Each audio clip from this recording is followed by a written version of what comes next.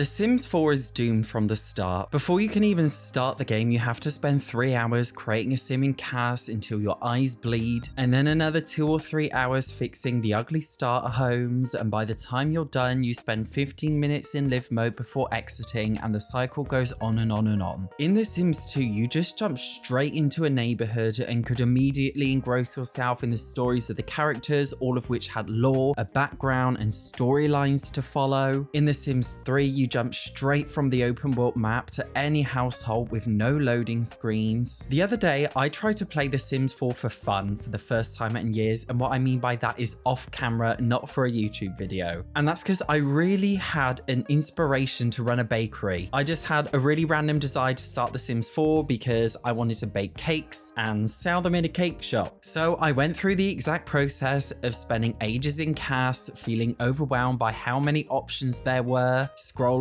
through an endless list of assets before settling on something that was just okay. Because despite the endless list of stuff, there's still never anything I like because men's CAS sucks. Then I went to choose a world to live in, and I usually pick Evergreen Harbour because the top neighborhood looks very, very British. Then I had to spend hours fixing the ugly base game lot because it isn't built nicely. And then it dawned upon me that I had to then spend hours creating a bakery in one of the 4 lots in the tiny world that came with Get to Work. And that's when I just gave up and switched off. What started off as a moment of inspiration to make a cute little bakery in the game ended miserably, and that's because there were just so many prerequisites before it could actually let me do it and just jump into making the bakery. I became exhausted. This is what I mean when I say The Sims 4 is doomed from the start. When I'm making a funny let's play for you guys on YouTube, it's fine because I know what I have to do and I can quickly assemble the scene with cheats and mods, but for normal gameplay, just playing for fun, I can't do it. I've always loved The Sims, and that's why I have a life simulation gaming channel, but I don't love The Sims 4. There are so many reasons why The Sims 4 is bad from a more objective or at least widespread perspective, which I can't really be bothered to explain because it's such a long story, but the game was built on very poor foundations. It's become a trend on YouTube to make videos like top things to do if you're bored of The Sims 4, but we never really had that for any previous Sims games, and that's because they weren't really boring. My favorite Sims 3 pack was World Adventures. I last played it for a Let's Play series on my channel last year, and it was honestly so much fun. The expansion pack comes with 3 huge worlds filled with nicely designed houses, families who felt alive and had personality, secret tombs and lots everywhere, missions to follow to find treasure, mummies, tons of activities and build stuff to represent 3 totally different cultures. The great thing is all 3 worlds are interlinked. For example, it's recommended you complete China first because in China you unlock the axe to smash boulders and you learn kung fu, which helps you defeat mummies in Egypt. It also has a visa system which dictates how long you spend in each world, which raises after completing tasks in each country, as well as tomb raiding. There are so many other small details that really flesh the pack out. In The Sims 4 we have Jungle Adventure, most certainly not a bad pack at all. I really like the cast and the build options, and I like the general gameplay mechanic, although there's one big problem. Well, small problem, the pack is tiny. What was once a huge expansion pack in The Sims 3 with 3 huge worlds and around 30 tombs was reduced to 1 small world with only 1 tiny tomb to explore. There's no mummies, there's no storylines, there's no rich personality in the characters in the world, there's no hostile lot type to stay in with other Sims. I mean, even just in the titles, The Sims 3 World Adventures has an S in it implying plural, but Jungle Adventure is not plural form because it's just 1 tiny tomb in a tiny world. No inhabitants are living there to get to know, no special missions or lore or stories to explore. The pack comes with a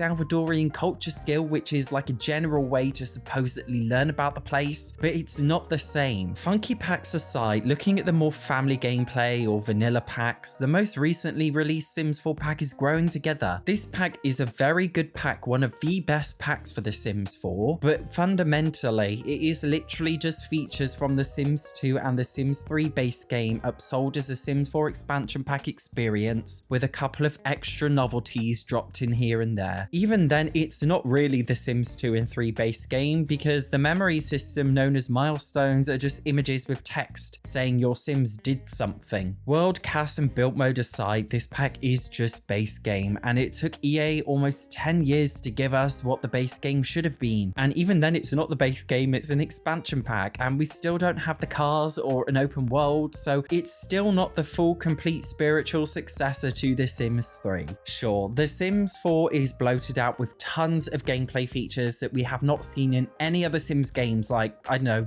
curve walls?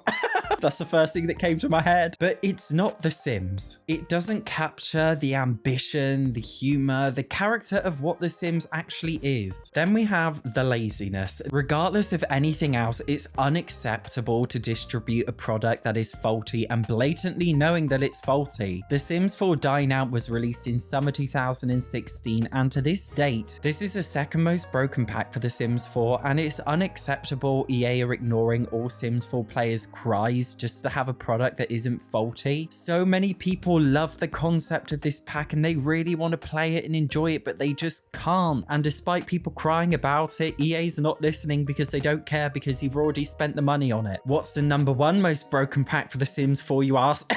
Well, you didn't really ask because you already know. My Wedding Stories is one of the biggest shit stains on The Sims 4. To say this pack is even more broken than Dine Out is an understatement. EA's approach to The Sims 4 is lazy and filled with unfulfilled broken promises, and I'm not going to talk in depth about My Wedding Stories because I am going to get angry. I gotta keep it calm. I know it's really harsh of me to say My Wedding Stories is a shit stain on The Sims, and I really want to promise you guys, like, I'm genuinely not a negative person, and to be honest, I do often feel like I have to justify on my social media channels that I'm actually a really fun and positive person in real life, but I shouldn't have to do that. Nobody needs to justify why My Wedding Stories is a pile of arse. But the problem is, you all still brought that pack anyway, fully knowing that it was arse. The Sims 4 is a really weird game. Even when a pack is so bad and every single Sims content creator says this pack is bad, every single review says the pack is bad, you all still buy it anyway. Simmers have a weird relationship with The Sims, the way they feel like they have to buy every single pack in order to have the full experience. This, in conjunction with the fact that The Sims 4 is the only major life simulation game out right now, puts EA in an excellent position to make money, because they know whatever they release, people will buy it anyway. When a single company has such a monopoly over a game genre that has such a loyal audience, and that company happens to be EA, a gaming publisher well known for being shady and cash grabby, you're left with, unfortunately, a mediocre and exploitive game. That's why we have packs like My Second Pet stuff, which is DLC for DLC. EA is the only video game publisher I've ever heard of to release DLC for DLC, and they get away with it because, you know, you're not going to like me saying this because I am calling you out, but you have an addiction to purchasing Sims 4 DLC, and EA knows you do, and they know that you don't care if the pack is bad quality because you will purchase it anyway. This is fundamentally just why I can't play The Sims 4 on this channel anymore. Most Sims players these days are really heavily into building because build mode is one thing that's actually good in The Sims 4. Others make up gameplay challenges like Rags to Riches or the 100 Baby Challenge, but for me, these challenges are not real. It's not canon, it's not an official part of the game, it's something you've just made up. That's like me playing a game like Super Mario and calling it the 100 Goomba Challenge. How quickly can I jump on 100 Goombas? Like, it's just a made up thing, it's a figment of your imagination. Nothing's real, it's a figment of your imagination. I know a lot of you guys asked me to start a challenge like 100 Babies or a Legacy, but I just can't do it. I hate playing pretend. This is why I find myself doing a lot of things like mod reviews these days, because I actually find mods enjoyable and help to bridge the gap for me. You may also notice that I play a lot of previous Sims games these days, and to be fair, I do enjoy some of the cast and build challenges and playing around in these modes. I also really enjoy my brutally honest review series, and I can handle making funny videos of me killing my Sims, but I just can't handle playing the game normally anymore. If The Sims 3 had better graphics and a more tolerable cast and build mode, I'd honestly solely play that game as I did when I was a teenager, but it's not so realistic, unfortunately, especially with the prices of the packs. I don't know why they're even more expensive than Sims 4 packs. Well, I do know, it's because they have significantly more content.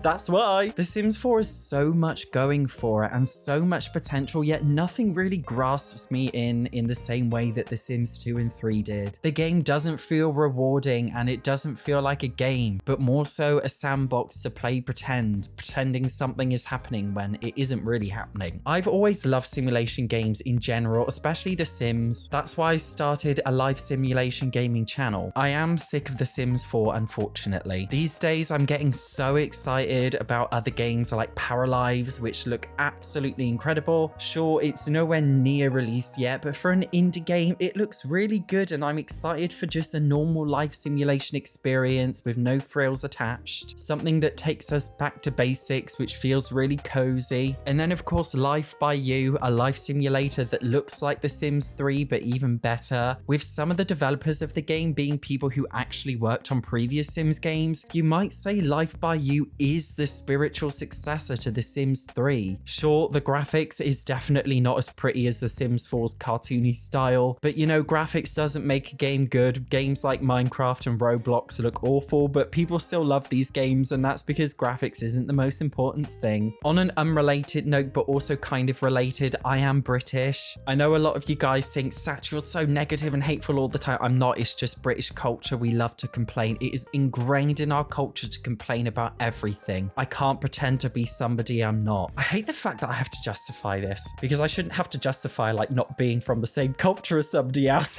Seems a bit unfair to me. But the way a lot of you guys say to me, Satch, you're so negative. I'm not a negative person. I'm not. But I just wanted to come on here and let you guys know like why I don't do Let's Plays anymore, because a lot of you have been asking me, Satch, please do Let's Plays. I miss your funny Let's Plays of killing your Sims and things. I do them now and again. I just don't feel a spark to do them that often anymore. And I'm not a build channel. Like, I'm not one of these sweet girls that comes on YouTube and says, oh, let's clutter this kitchen.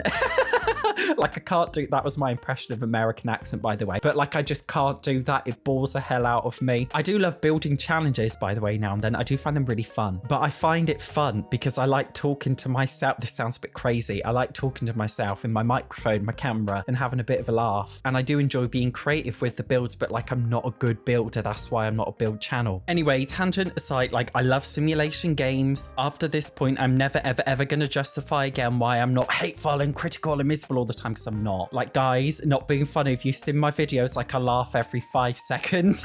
Like, I'm not a negative person. Also, in my review videos, some of you say like I'm overly negative in my brutally honest reviews, but really, I do not go into any of my reviews being very negative. A lot of packs I actually really like, and I have a review coming up soon about a pack which has an incredibly high score because I really enjoy it. I'm not going to tell you what it is until it's released, but I just try my best just to be honest. It's called brutally honest for a reason. I'm not all up floaty in space. Like, I just can't do that. I'm not saying, oh my god, I feel like a bitch now.